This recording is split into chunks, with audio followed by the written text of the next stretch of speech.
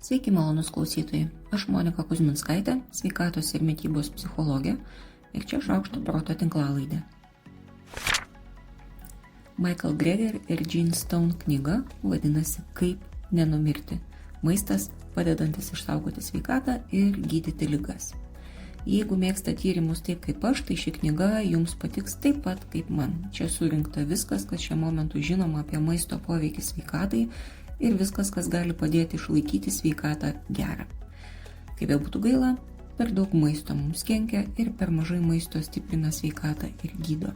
Čia, žinoma, ne apie maisto kiekį, bet apie maisto pasirinkimus. Knyga su gražiu žaliu salotos lapu, pavadinimu Kaip nenumirti, autoriai Michael Greger ir Gene Stone. Vilkų maitinimas. Internetai sako, kad yra tokia indėnų čirokų legenda apie du vilkus. Senelis anūkui pasakoja. Kiekvieno žmogaus viduje kaunasi du vilkai. Vienas vilkas yra pyktis, baimė, liūdesys, neviltis, skausmas ir išdavystė. Kitas vilkas yra džiaugsmas, laimė, pasitikėjimas, meilė, viltis, taika ir ramybė. Ir tie du vilkai visą laiką kaunasi tarpusavyje. Anūkas klausia, seneli, o kuris vilkas laimės? Tas anūkėlį, kurį žmogus dažniau maitina. Skanaus jums ir vilkui, kurį pasirinkote maitinti, žinoma savo dėmesiu ir laiku. Viskas jūsų galvose, viskas jūsų rankose. Na štai, radau tyrimą, kuris mane nuoširdžiai nudžiugino. Ekranas ekranui nelygu ir negalima versti ekrano demonų tik todėl, kad didelėse imtise ekranų naudojimas ir nesveika mityba stipriai koreliuoja. Mano vidinis gykas šiandien pasėdės apsikabinęs mano vidinį povą. Šiame tyrime dalyvavo paaugliai iš Korėjos. Skaičius tyrimui buvo 54 601, atskirai keliu kepurė už tokio tyrimo imties dydį. Taigi, tyrimo rezultatai tokie. Labai ilga, virš 300 minučių, reiškia virš 5 valandų kasdienio telefono vartojimo trukmė yra siejama su pusryčių praleidimu, kas įprastai laikoma nesveikos mitybos ženklu, dažnu greitai paruošiamų makaronų vartojimu, kas, manykim, yra korėjietiško nesveiko maisto atitikmuo, taip pat su dažnu greito maisto ir saldžių kaloringų gėrimų vartojimu. Be to, tokie paaugliai rečiau valgo vaisius. Jei paaugliai telefoną vartoja iš esmės tik susirašinėjimui ir žaidimam, jie yra linkę valgyti mažiau vaisių ir daržovių, dažniau renkasi saldžius kaloringus gėrimus, negu tie paaugliai, kurie telefoną naudoja mokymuisi ar informacijos paieškai. Vadinasi, jeigu telefoną naudojam visiškai tuščiai pramogai, tai jis ir yra susijęs su nesveika mityba. Jeigu telefoną naudojam mokymuisi ar ieškome informacijos, tada su jo vartojimu viskas yra gerai. Labai lauksiu dar tokių tyrimų. O jeigu nebebus ką valgyti, gali būti viena iš didžiausių mūsų baimių. Žinoma, pradedam galvoti apie patį apatinį pagrindinį poreikių piramidės lygį, nors mano vidinis balsas lyg ir norėtų ten palikti tik orą ir vandenį, bet maisto netekimas matyti yra realistiškesnis ir žada ilgesnį kančios epizodą. Yra kaip yra. Tyrimas apie pandemijos metu patirtą nesaugumą dėl maisto, tyrimuose ši baimė vadinama būtent taip, yra atliktas JAV, todėl kai kas gali būti kitaip nei pas mus. Pandemijos metu nesaugumas dėl maisto sustiprėjo. Dėl to pasikeitė įprastinė mityba, bet ne visiems vienodai. Kai kurie valgė gerokai daugiau, kai kurie gerokai mažiau, o kai kurie gerokai prastesnį maistą. Pirkti maistą tapo sunkiau. Tiems, kam labai pasikeitė pajamos, įvairios maisto programos labai padėjo, bet joms pritrūko nuoseklumo. Spręsdami savo patiriamą maisto nesaugumą, žmonės rėmėsi savo draugais, maisto bankais, bažnyčiomis, mokyklomis. Kai kurie teigia, jog maisto nesaugumas buvo gerokai stipresnis 2022 metų pabaigoje, pandemija jau beveik pasibaigus. Žinoma, ir dauguma pastangų spręsti visus su pandemija susijusius klausimus taip pat jau buvo gerokai prislopusios. Aš asmeniškai minčių apie nesaugumą dėl galimo maisto trūkumo kažkaip išvengiau. Nežinau, o ką pamenat jūs? Pasidalinkit komentaruose.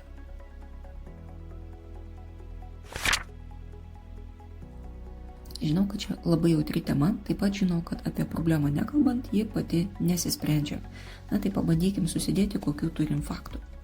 Priaugti svorio per nėštumą reikia, bet per daug priaugti svorio per nėštumą yra negerai. Čia išliejasi viena dar vis stipriai paplitusi nuostata, kad valgyti reikia už 2, bet tai tikrai nėra teisinga.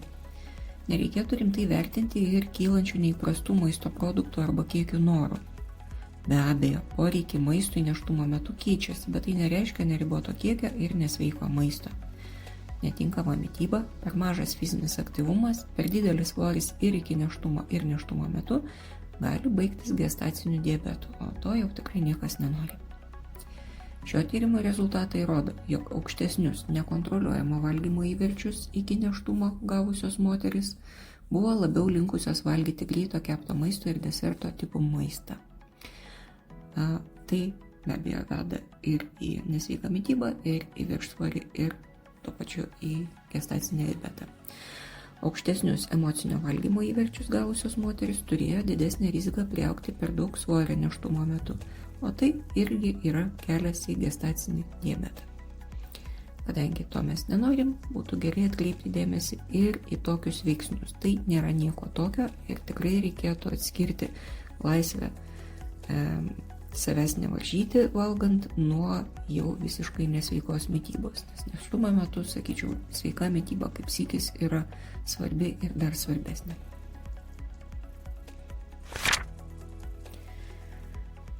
Aš bijau. Jeigu nesakyčiau nieko daugiau, tai sakyčiau, kad negerai. Bet aš nebijau pasakyti, kad bijau. Ir tai visiškai keičia būseną.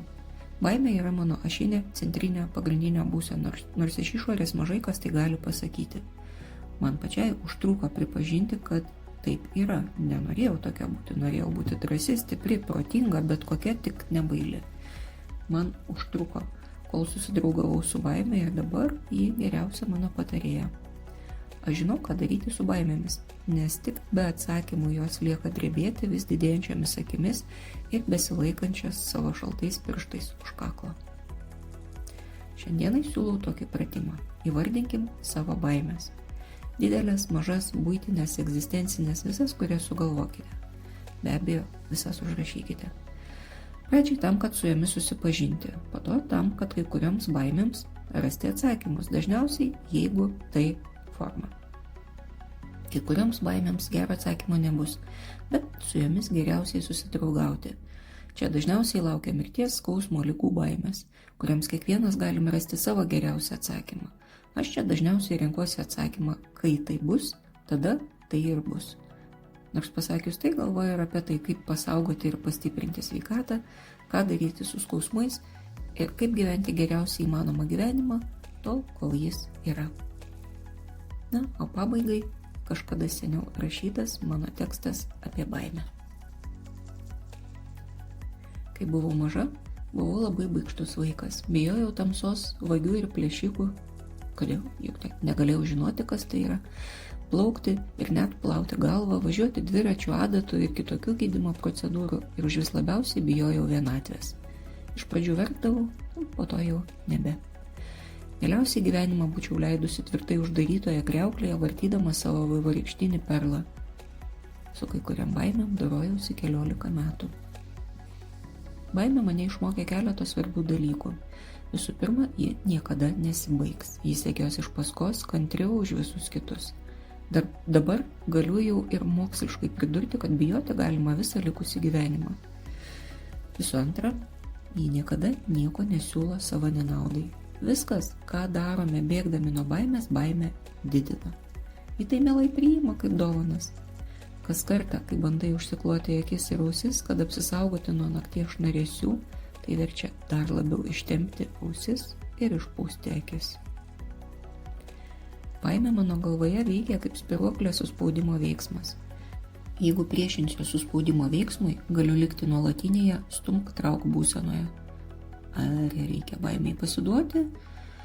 Ne, man atrodo, jį veikia ne taip. Jai reikia atsiduoti. Priimti jos pagalbą. Leistis nešamai iki paties tamsiausio dugno. Leistis spyruokliai susispausti iki galo. Pasiekti tą akimirką, kai dugnas tampa atspirties tašku. Kai iki galo suspausta spyruoklė šauna į priekį veiksmui. Dar mane baimė išmokė, kad bijoti verta dėmesingai. Žinau, čia prieštarauju minčiai, kad baimė neracionali, spontaniška, automatinė reakcija. Bet aš išmokau, kad baimė turi savo šleifą, savo fazes. Ir tikrai, pirma banga verčia susiriesti, verkti, trūksta oro ir visa kita. Bet aš ją atpažįstu. Ji sena mano draugė ir pagalbininkė. Niekada nevengiu paverkti, nes ašaros, kai koks aukščiausio lygio šifruotas raktas atrakina duris į kitą dalį. Ten yra senas aptrintų gobeleno apvilktas fotelis, kuriame sėdi mano ponia baimė ir laukia mane su arbata. Sakyčiau, kad dabar apsikabinam labai nuoširdžiai. Manęs nei jos blyškus veidas, nei juodos gilios akys netrikdo. Gal netrūpinosi tuo, kokia jie atrodo pavargusi. Baimė moka labai tiksliai ir detaliai papasakoti apie viską. Apie visas grėsmes, apie visus sprendimo būdus, apie silpnas vietas, apie viską. Tik įėjus į baimės kambarį aš supratau, kad iš už durų nepriėmus baimės nieko nesigirdi. Arba girdisi kažkokios nerišlios nuotrupos.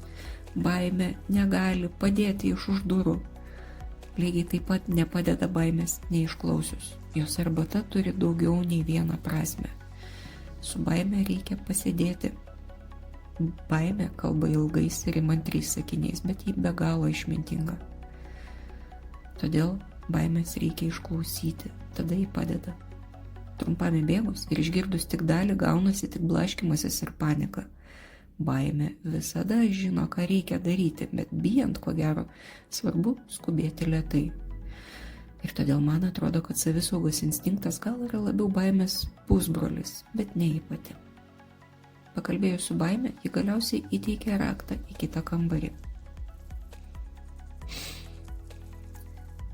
Tada ji paglosto savo kaulėtą ranką ir sako: dabar eik, vaikeli, eik ir daryk. Galiausiai iš baimės gavau gausybę dovanų. Kėliau ranką, kalbėjau, stovėjau priekyje, likau gale, važiavau, sakiau nežinau, sakiau žinau, išmokau plaukti ir važiuoti dviračiu. Pirmas žygis visiškai tamsių miškų man buvo ištisa ir nepamirštama šventė. Nors tai buvo tik keli šimtai metrų, man tai buvo visa piligriminė kelionė nepamirštamų juodo aksomų. Kai po vieno seminaro man skirtame atsiliepime buvo pasakyta, kad aš drąsi, nustebau tiek, kad net išsižiojau. Ne, aš bijau visko, norėjau sakyti. Ane? Tada paklausė manęs baimė, apkabinus savo kūdą ranką mane per pečius ir mirktelėjo man savo juodžiausią akimi. Ačiū, baimė. Tikrai ačiū. Aš Monika Kuzminskaitė, sveikatos ir mitybos psichologė, padedu spręsti kasdienius ir sudėtingus elgesio, mąstymo ir emocijų klausimus. Rašau, skaitau paskaitas, teikiu psichologinės konsultacijas. Mane rasit socialiniuose tinkluose vardu Šaukštas Proto arba gyvai Vilniuje Goštauto gatvėje. Rašykit man asmeninę žinutę socialiniuose tinkluose arba elektroniniu paštu adresu šaukštas.proto@gmail.com. Taikos ir ramybės.